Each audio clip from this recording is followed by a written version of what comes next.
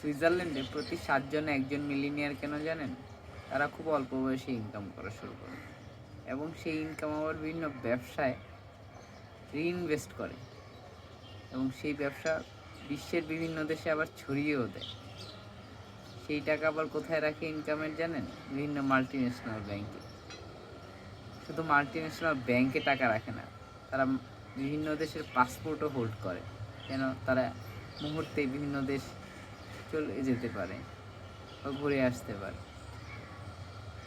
আর তারা কিন্তু show off জিনিসটা করে না, বিভিন্ন লাক্সারি ব্র্যান্ড কিনা। তারা সবসময় নিজের আয়ের মধ্যে থাকে ব্যয়টা। তারা যে মানুষকে দেখানো লাগবে সেটাই বিশ্বাসী না, তারা অল্পতে বিশ্বাসী এবং ধীরে ধীরে ধনী হয় বিশ্বাসী। এটাই তাদের ম্যাজিক ফর্মুলা। খেয়াল রাখবেন ব্যাপারটা।